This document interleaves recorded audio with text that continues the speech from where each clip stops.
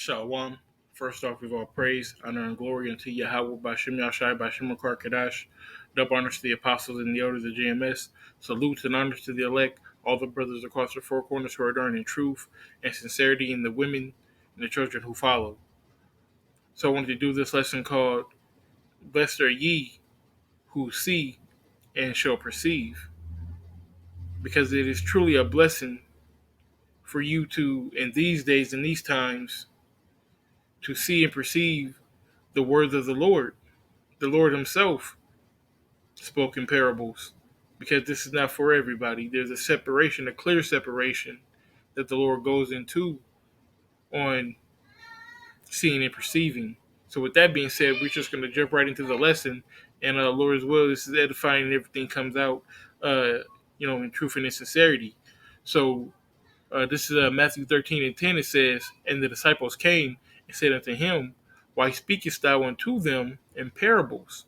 Okay, so why are you speaking in codes? Why aren't you just straightway telling them what they need to do in order to follow you, in order to be saved, in order to get this truth?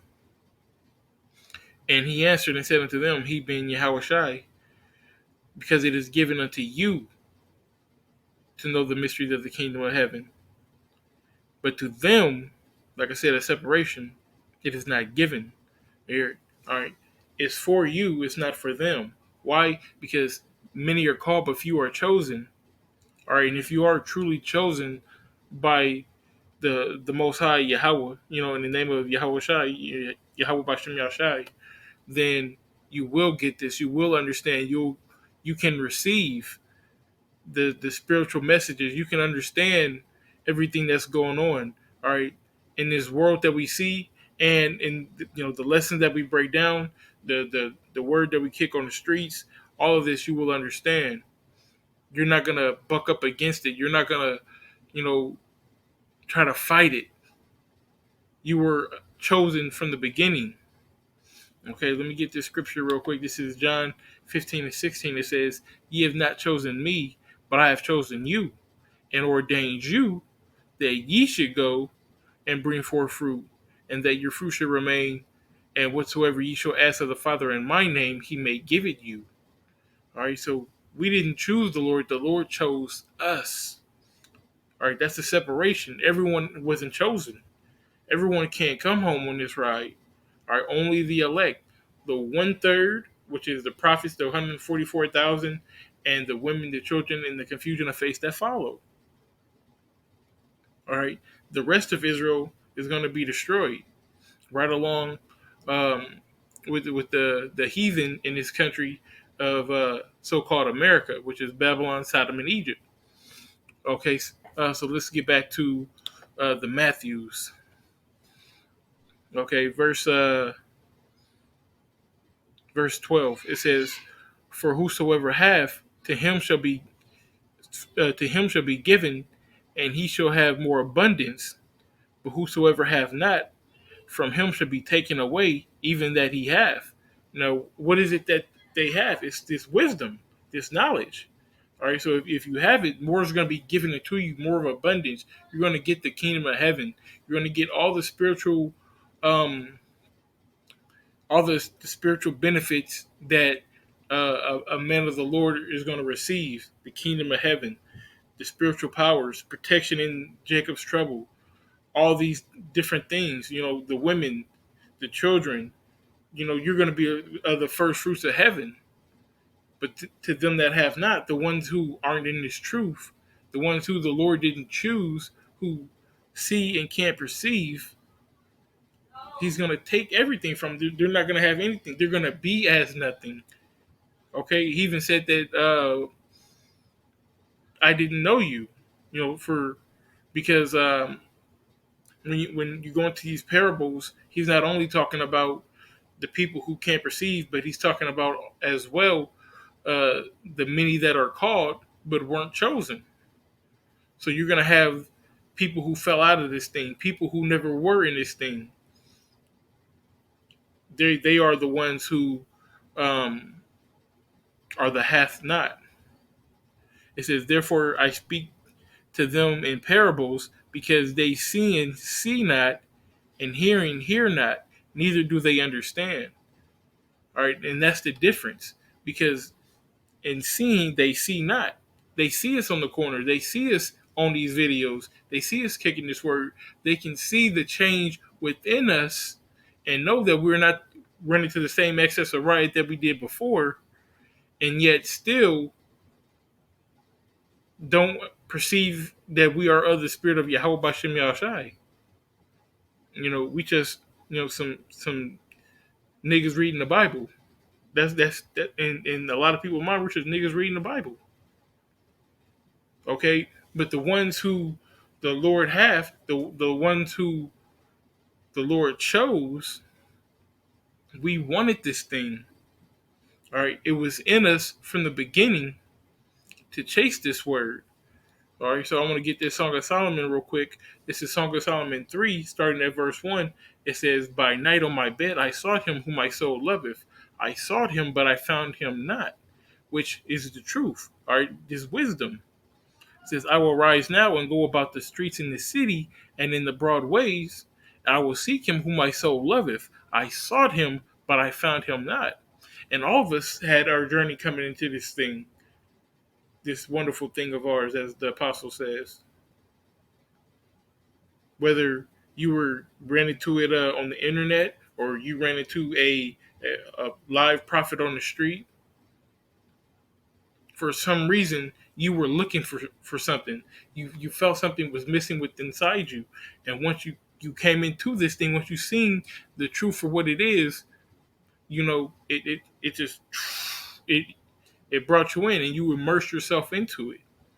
Okay, verse 3, it says, "The watchmen that go about the city found me, to whom I said, saw ye him whom my soul loveth." And that's what happened to the majority of us.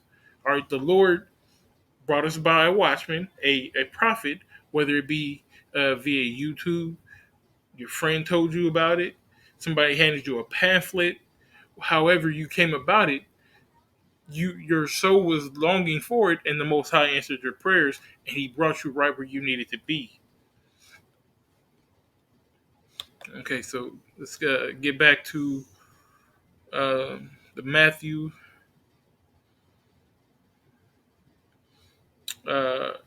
verse 14.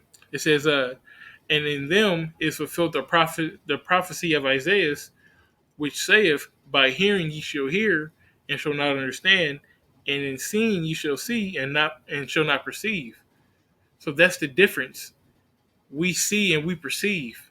We understand what's going on. We understand that America is wicked. We understand that America will be destroyed. We understand, that we're not to partake in these holidays, these so-called holidays. We understand where we were in the past, why we went off as a nation. We also understand that our sentence is almost up, and that our Redeemer, okay, the one who the world ignorantly calls Jesus Christ, whose name is Yahweh Shai, is coming back to save us. We understand all that. But the 2/3, they can see us out there. This isn't a normal thing. We were wearing these garments down to the foot with a border of blue in the fringes. When do you see that? When you see so-called Muslims or 5%ers, whatever they want to call themselves, they have what? They have a nice suit. They got their little programs or a bean pie or whatever it is they want to give you or sell you or whatnot. They're not out there dressed like this. So why, and to us, it's like, how does that not click in your mind? How does that not resonate with you? Or if coming from the world and you change your ways, you're not that old person that you were. You don't smoke anymore. Okay, you don't hang out with unsavory characters. You've turned your whole life around, and you're out there on the corner preaching this word week in and week out. Yet your family, to them, you just a nigga reading the Bible. Or they may quote, "Oh, I respect you for what you," but you're not running with me. At the end of the day, who is my brother and who is my mother? Them that do the will of the Lord. Matter of fact, I think that's at the end of this chapter. Might have been at the end of 12. Let me see. Bear with me. Kind. Um, this is Matthew 12 and 48. It says, "But he answered and said unto him that told him, Who is my mother, and who is my brethren? And he stretched forth his hands toward his disciples, and said, Behold my mother and my brethren. For whosoever shall do the will of my Father which is in heaven, the same is my brother and sister and mother." So really, the ones who we are in this truth fighting and striving with, those are our parents, those are our brothers, those are our sisters, those are the ones who we need to be holding that high esteem for, okay, and giving that love, that reverence, because at the end of the day, they all we have. All right. Matter of fact, I'm gonna get this real quick. This is John 15 and 19. It says, "If ye were of the world would love its own. But because ye are not of the world, but I have chosen you out of the world, therefore the world hateth you." Okay, because when we were in the world, smoking and doing whatever that we were doing while we were in the world, we we salted the earth, baby. We was cool dudes. Okay, and even more so in the truth now, because and that's why the Akim, the brotherhood, is so beautiful, because we are still those cool dudes. We just spiritual now. We have the spirit of the Lord with us. That's why we're so different. But that's also why the world hates us. That's why we're separate from our worldly siblings for the most part. That's why we're separate from our cousins. We might not go to all the family functions and all that. A lot of us are the quote black sheep of the family. We stick out. But it was from the beginning. It was set up like that from the beginning, because we are of the Lord, okay? Like the firstborn is basically the Lord's, okay, the Lord's portion. You may not be the firstborn in your family, but you're the Lord's portion. Okay, you're for the Lord basically. I don't want to make this too long. Is there anything else that I wanted in here? Yes, Proverbs 4 and 13 it says, "Take fast and hold of it. Take fast hold of instruction. Let her not go. Keep her, for she is thy life." This truth is our life. I'm gonna read that one more time. It says, "Take fast hold of instruction." And what is the instruction? Okay, these scriptures. Understand them. Wisdom is the principal thing. Okay, so with all that get understanding, get that instruction, take hold fast of it and keep it. Hold it, keep it. Okay? Immerse yourself in it daily. All right, daily exhortation, understanding these scriptures, getting better understanding of the scriptures, diving deep, going down the scriptural rabbit holes. All right, because it says, "For she is thy life." All right, not the world that we came from. All right, this is our life. We gave up that life. We became a new man. You can't. It says that no man put new wine in old bottles, or else they burst. You have to become a new man. You can't be that old creature still out there sinning, doing the things that you were doing, and expect to get new results. Now, I'm not saying that we're perfect or anything like that. We all fall short of the glory. But the difference is we try our best in this thing. It says to give all calling give all diligence to make your calling and election sure.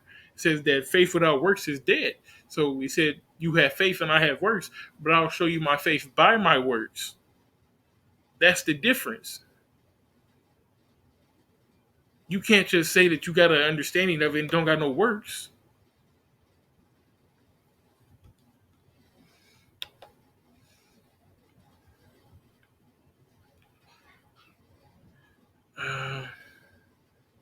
Let me see. So a little bit more of that. I'm gonna get 15 and probably do 17, and we're gonna close it on that. It says, "For this people heart is waxed gross, and their ears are dull of hearing. Their eyes have closed, least at any time they should see with their eyes and hear with their ears." So if they were able to see with their eyes and able to hear with their ears, okay, then what? And should understand in their heart, which is their mind, and should be converted, and I should heal them. Okay, so it's not for everyone. It said that their heart, their mind is waxed gross. Their ears are dull of hearing. It's like they don't even perceive that we're even there. They're just going by driving by, going along with their day, going on to the next video. They don't even see or perceive that this is the truth. That we're at the end. That any day now, martial law could kick off. That any day now, the World War III could kick off. That any day now, a so-called UFO invasion, which is not a UFO, those are angels in the chariots of the Most High, is going to come back and destroy this place, man. Along with the missiles, along with the men getting spiritual powers, it's going to be a mighty work done here in Babylon soon. Lord's will, I'm in that number. Lord's will, if you're watching this video, you're in that number too. But for them who can't see and can't perceive, they're through. It says, "But blessed are your eyes, for they see, and your ears, for they hear." Blessed are you because you see and you hear. You've seen these epistles being put up, or you seen a prophet. Like I said, you came into this truth. How you came into this truth, but you saw and you understood what was going on. You read the room. For verily I say unto you, that many prophets and righteous men have desired to see those things which ye have seen, and have not seen them, and to hear those things which ye hear, and have not heard them. So even men of the Lord desired to hear, these breakdowns that we getting and giving, should I say. You don't think the prophet Isaiah wanted to know what were the things that he's seen? Jeremiah, John the Revelator, Ezra, all these visions that they got and weren't able to perceive what they meant. But we understand them in this time because it's the Lord made it played upon tables for us. So, like I said, I really didn't want to drag this out and make it too long. But I do hope that you were edified and invigorated with this lesson. So, with that being said, we give all praise, honor, and glory unto Yahweh, by Hashem Yahushai, by Hashem Rakar Kadash.